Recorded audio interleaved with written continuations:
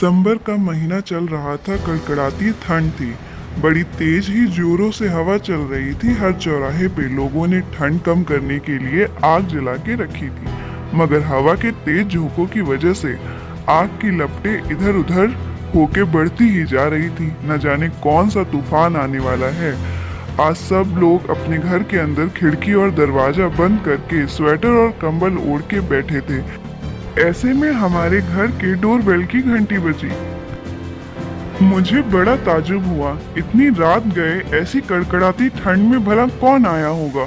मैंने दरवाजा खोला तो बाहर मंदिर के माली का बेटा था। जो माली रोज मंदिर के बाहर फूल बेचा करते थे, उन्हीं के पास मैं भी एक घर से रोज फूल लिया करता हूँ।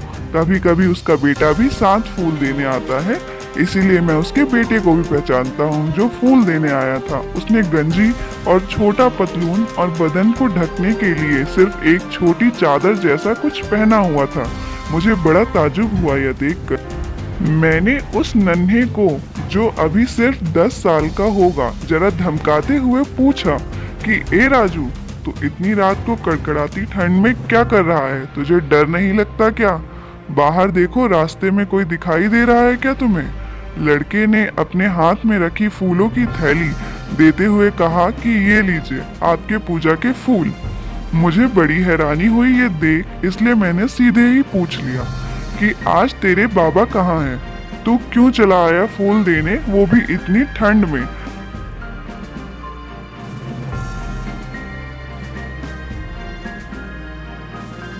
लेकिन उससे कुछ फर्क नहीं पड़ रहा। आज शाम को मैंने उन्हें चाय के लिए आवाज लगाई। कल सुबह तो उन्होंने फूल देने आ जाता तो भी चलता। वो खड़े ही नहीं हुए। पता नहीं ये सुन राजू की आंखें भर आई। ऊपर से मकान मालिक बोला घर का किराया ना देने की वजह से बाबा की तबीयत हम दोनों को घर से बाहर निकाल दिया। बहुत तेज बुखार पेड़ देख रहे हैं। डॉक्टर ने अस्पताल ले जाने के लिए बोला है, मगर शायद बाबा के पास इतने पैसे नहीं फूल देने और डॉक्टर ने आज दवाइयाँ लिखी हैं कल पहली।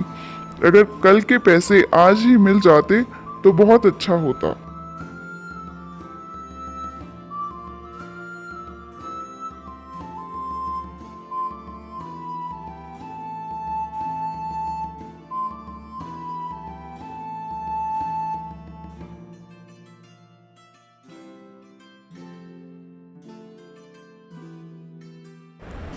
उसकी बातें सुनकर एक गरीब की लाचारी पे बड़ा तरस आया। आखिर गरीब की किस्मत गरीब ही रहेगी। फिर भी मेरा मन नहीं माना। मैंने उसकी मदद करने की सोच ली।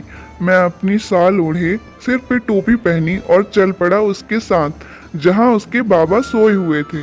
वहाँ जाके देखा तो उसके बाबा को मरा हुआ कई घंटे हो चुके थे, मगर इस छोटे से बालक को कैसे ही पता चलता कि वो जिसके लिए अस्पताल ले जाने के लिए इतनी कड़कड़ाती ठंड में पैसों के लिए आया है, वही पैसे अब उसके अपने बाबा के अंतिम संस्कार में देने होंगे। बाबा को अस्पताल तक ले चलूं, ये सब सोचकर कि अभी घर ही जा रहा हूँ। बाबा अगर इतनी ठंड में बीमार हैं तो मुझे भला कैसे ठंड लग सकती है। उसकी ऐसी बातें सुनकर मैं मन ही मन सोचने लगा कि ऊपर वाला भी कितना बेरहम हो जाता है कि किसी को छप्पर फाड़ के पैसे देता है तो किसी को रोटी खाने के भी पैसे नसीब नहीं होते। किसी के पास अलमारी में कपड़े रखने की जगह नहीं है, इतने भर भर के कपड़े दिए तो किसी के पास इतनी कड़कड़ाती ठंड में बदन ढकने को भी कपड़े नहीं। कम से कम इस नन्हे गरीब की तो सुन लेता, जिसने तेरे मंदिर मस्जिद गुरुद्वारे तक फूल पहुंचाए, उसी का घर तूने छीन लिया। इतना सा भी ख्याल नहीं आया क्या तुझे इस नन्हे राजू का? इतना भी बेरहम होके इम्तिहान मत ले तू सबका। अगर किसी दिन इनके अंदर की आग जल उठी तो ये तेरी बनाई हुई सारी दुनिया ही जला के राख कर देंगे। इसलिए हो सके तो थोड़ा रहम कर ऐसे नादान पर, वरना कल को कोई तुझ पे भरोसा नहीं कर पाएगा और ना ही कोई फूल देने तेरे मंदिर पर आएगा। बस हो सके तो थोड़ा रहम कर। अगर आपको भी इस कहानी से कुछ सीख मिली हो तो कहानी को लाइक और चैनल को सब्सक्राइब करना ना भूलें और हमेशा खुश रहें।